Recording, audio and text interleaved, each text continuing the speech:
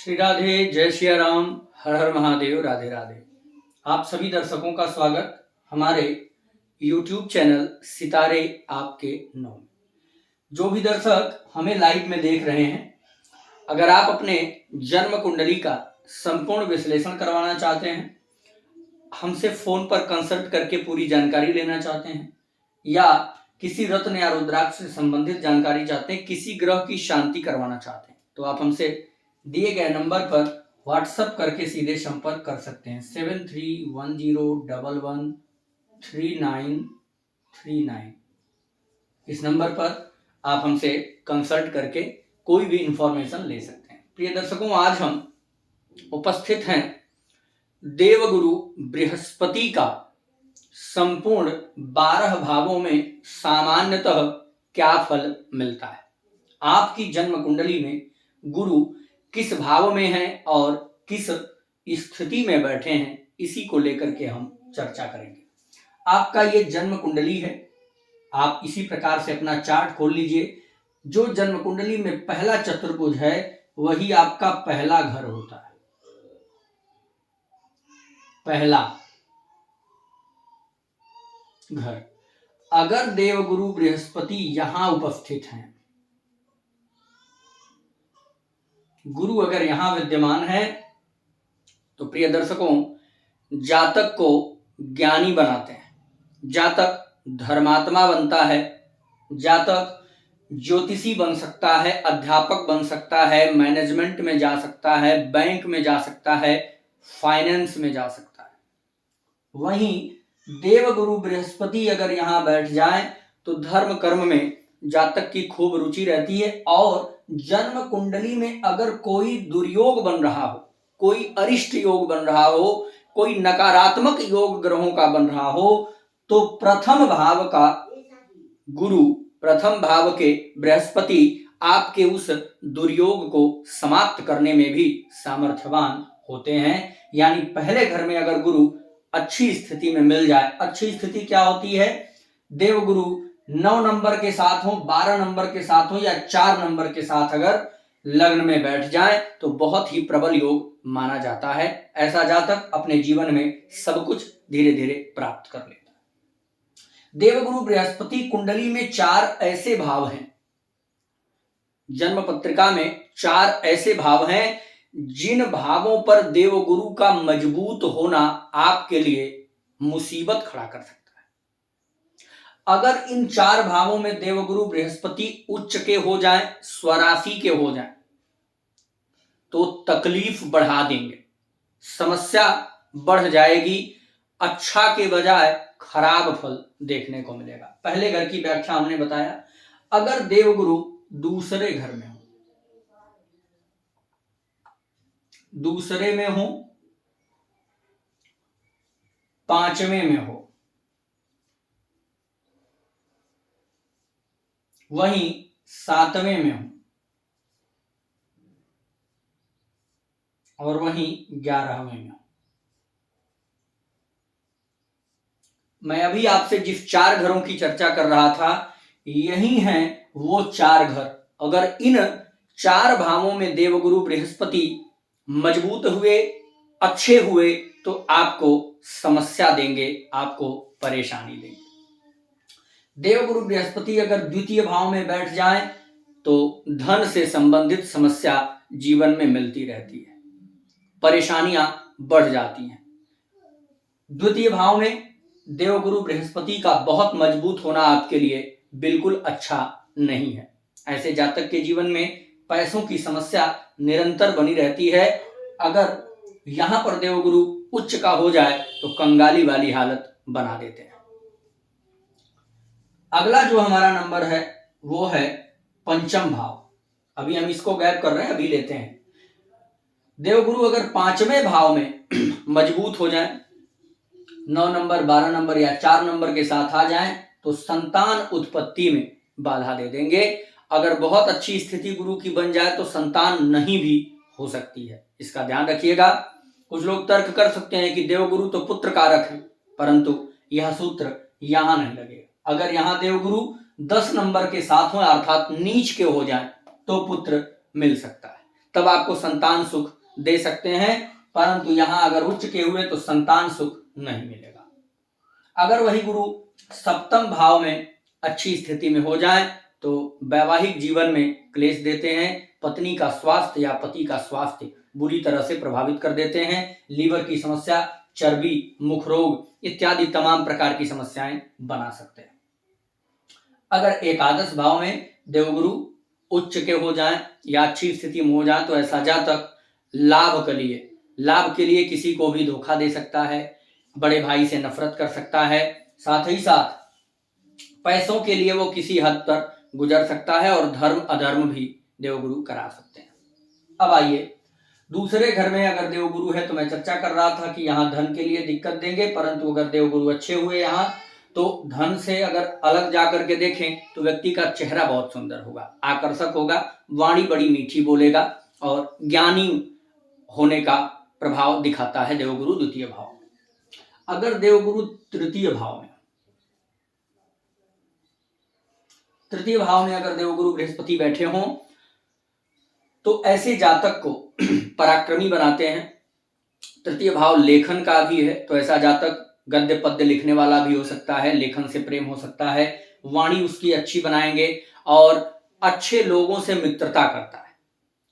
पराक्रमी मीन्स धर्म के क्षेत्र में, उपकार के क्षेत्र में, परोपकार के क्षेत्र में बाहुबल चला करके वृद्धाश्रम चलाए, विद्यालय चलाए, अनाथालय चलाए इत्यादि यहाँ के देवगुरु आपको बना सकते हैं। साथ ही साथ मैं अभी 12वें भाव में देवगुरु का फल बताने के बाद आपको शुभ अशुभ और उपाय भी बताऊंगा।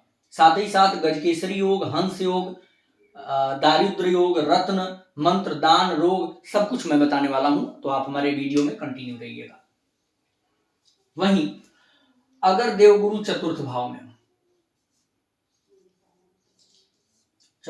में अगर देवगुरु बैठे हों तो ऐसे जातक को 10वीं दृष्टि कर्म भाव पर डालते हैं, जीवन में सुख समृद्धि देते हैं और आपको ज्योतिषी बना सकते हैं, विद्वान बना सकते हैं, प्रवक्ता बना सकते हैं।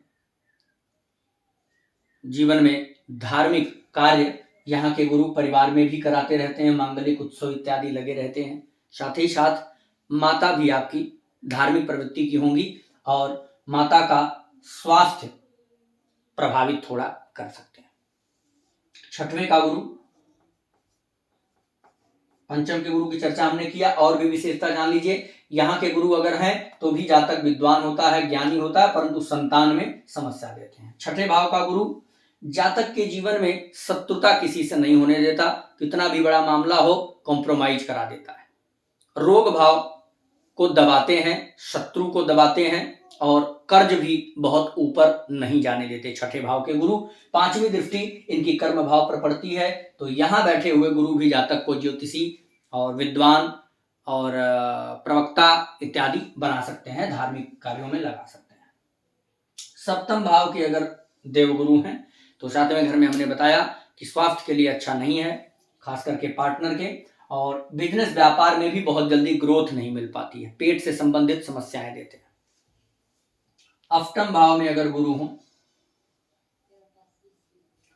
अष्टम भाव के गुरु जातक को कुछ राज बचा करके देते हैं, कुछ रहस्य देते हैं, धर्म से ही कुछ नया तरीका जातक को दे देते हैं। यहाँ के गुरु की 5वीं दृष्टि व्यय भाव पर पड़ेगी, 7वीं धन भाव पर, तो जातक दूसरों से धर्म के नाम पर पे धन ले लेता है, धर्म के नाम पर धन कमा सकता है, धर्म के नाम पर लोगों को गाइड करके उनसे अपनी जीविकोपार्जन कर सकता है। इस प्रकार अष्टम भाव के गुरु काफी तसल्ली से चलाने वाले होते हैं, परंतु यहाँ के भी देवगुरु आपको लिवर से संबंधित, मुख से संबंधित, सूजन इत्यादि की समस्या दे सकते हैं।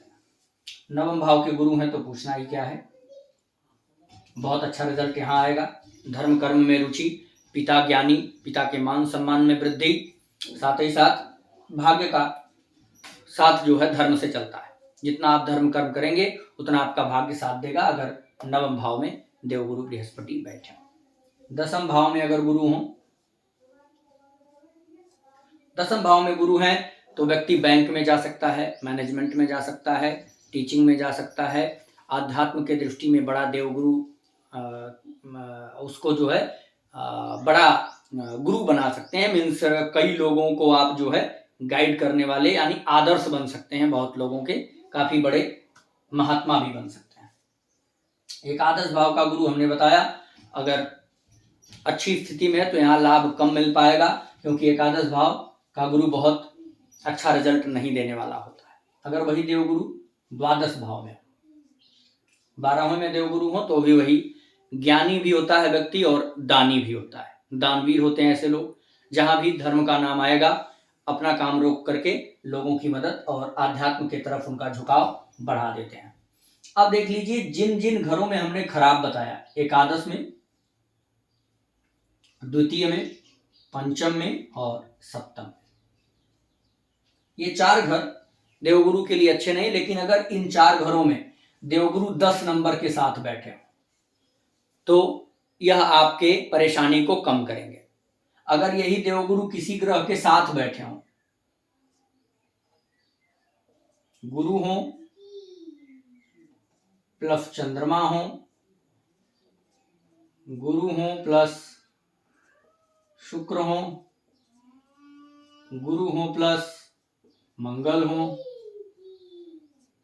गुरु हो प्लस बुध हो इत्यादि, अगर किसी ग्रह के साथ देवगुरु बैठ जाएं जहां पर हमने खराब भाव बताए तो खराबी में कमी आ जाएगी, या 10 नंबर के गिनती के साथ लिखें। प्रिय दर्शकों, अगर कुंडली में देवगुरु बिगड़ गए तो कारक किस चीज के हैं? धन के हैं, पुत्र के हैं, चर्बी के हैं, लीवर के हैं, मुख रोग के हैं, सूजन के हैं और आपके ज्ञान के हैं। अगर देवगुरु बिगड़े और इन सब चीजों से आपको परेशानी मिलने लगी तो आपको करना क्या होगा?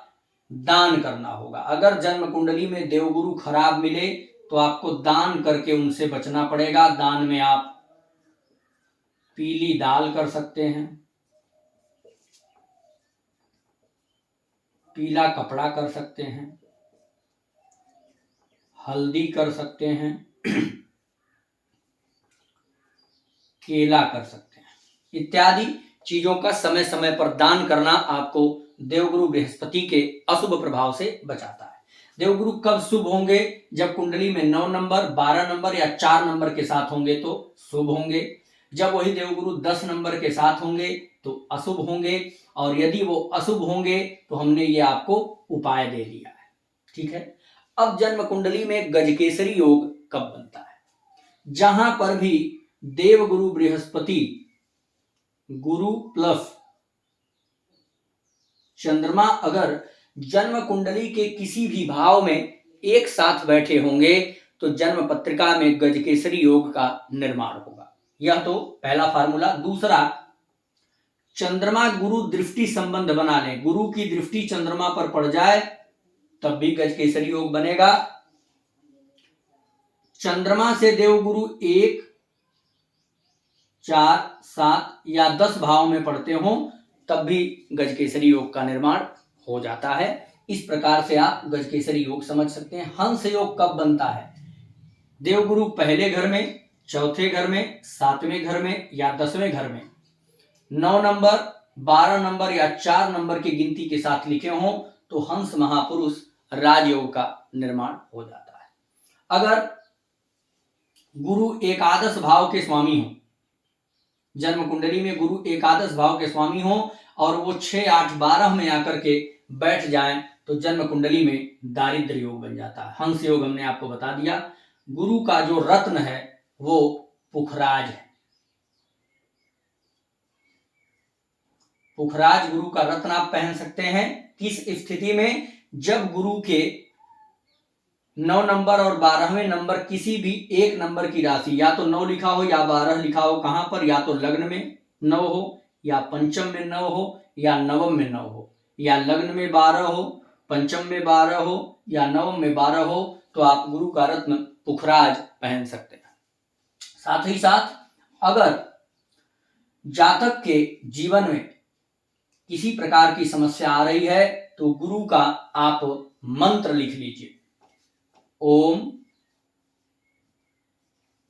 ब्रीम, ये अंक की मात्रा है ऊपर, ब्रीम बृहस्पतये नमः।